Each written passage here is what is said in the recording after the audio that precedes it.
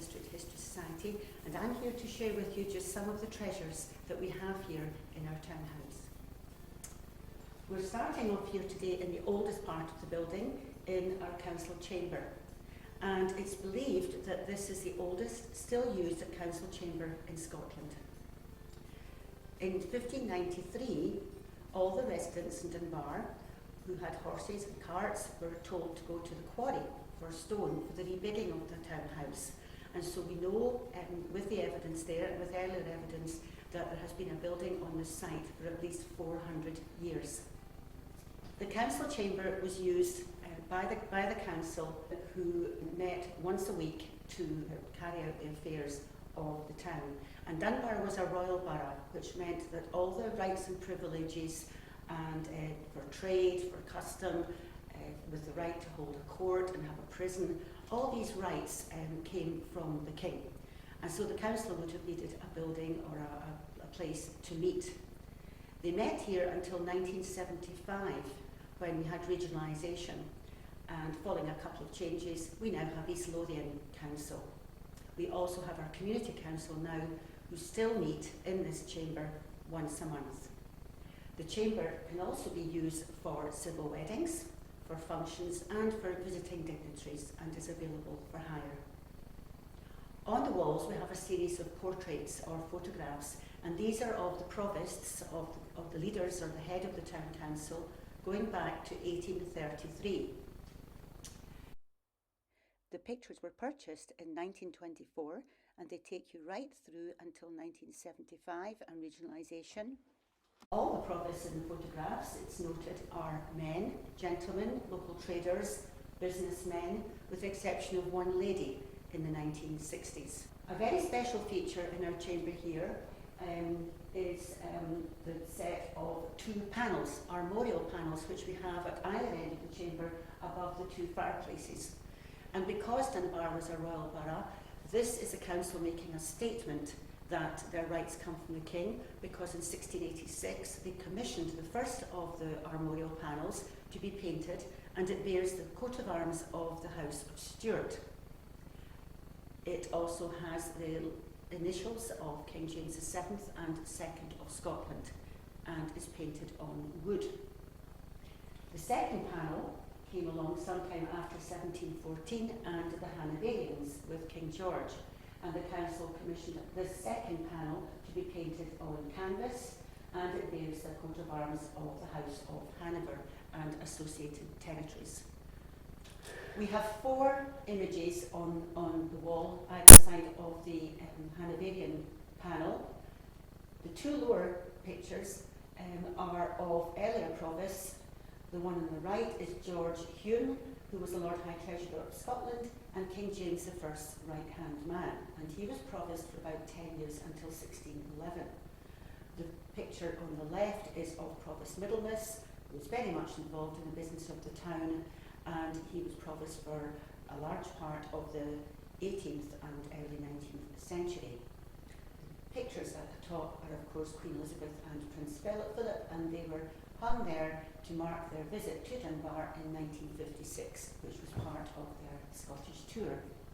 The door in the centre of the chamber here leads down the spiral staircase, which is in the tower of the building, and this would be the door that would be used for access to and from the prison. Three of the town council members were bailies or magistrates, and they would hold their court here once a week, and so the prisoners would be brought up the stairs into the chamber through this door.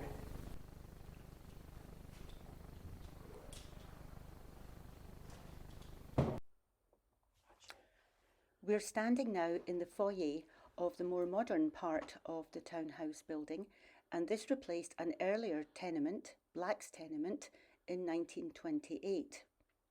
Until around 10 years ago, we had in this section the rates office, the housing office, and also our local registrar's office. Today we have a community space on this floor, and we also have some items on display which represent our twinning relationships. One with Martinez in Northern California and one with Linière in France. We're now back in the older part of the townhouse building, and we're in one of the 2 jail rooms which were used within the townhouse. We believe that this room may have been used for debtors who were treated just that little bit better, and the other jail room or prison room was used for everyone else. When renovations were carried out to the building around 10 years ago, a wonderful discovery was made when the plaster was taken off the wall on the north side and a large fireplace with a lintel was discovered. It's believed that the fireplace has been reused from Dunbar Castle. It's probably French and late medieval. We also knew from Dunbar's records that there was some prisoners' graffiti around a fireplace in the building, and this was discovered too when the work was carried out. Today we call this the Dunbar Room, and we have some items on display from the years when it was used as the town office and by the various town officers here. And we also have some panels which tell the story of the building and show you the different stages of its development. So here we are now in what was the communal jail room of the townhouse. It's undergone several changes over the years. In 1911, between 1910 and 1912, in fact, there were renovations which were made to the building, and it was only then that the single barred window was extended and an additional window was put in, and it was then too that the fireplace was put into this jail room.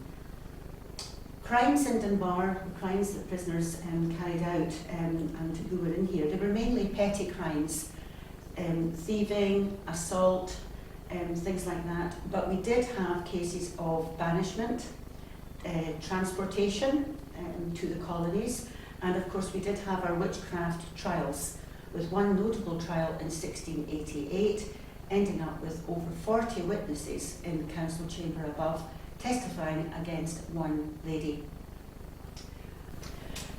This jail room doesn't seem to have been used very much from the earlier 19th century. In 1818, John Gurney, the brother of prison reformer Elizabeth Fry, he did a tour of Scottish prisons and he came to Dunbar. He said that you ascended up the narrow staircase, and when you came into the jail room there was a straw pallet and a bucket for every purpose. But happily, he said, no one was here at that time. For the visitor to the townhouse today, there are 2 rooms available for viewing on the ground floor of the building. The first is a gallery offering changing exhibitions throughout the year. The second room is a display room run by Dunbar and District History Society. Tours of the building are available on request. We're looking through the gate here, through what was the original entrance into the townhouse in the centre of the clock tower. And if you look just to the right, beneath the light there, you can see the door at the bottom of the stairs, which led up to the jail rooms and then to the council chamber. Until 1971, the town library occupied a space at the end of the passage here, at the back of the building in a hut. And until the early 1980s, our local tourist office was in the room on the right, halfway along the passage. Just to the right of this entrance, we have our market cross. The market cross which stands here today is a composite which was put together in 1912. It is said that parts of the original market cross were found lying in a garden behind one of the local banks.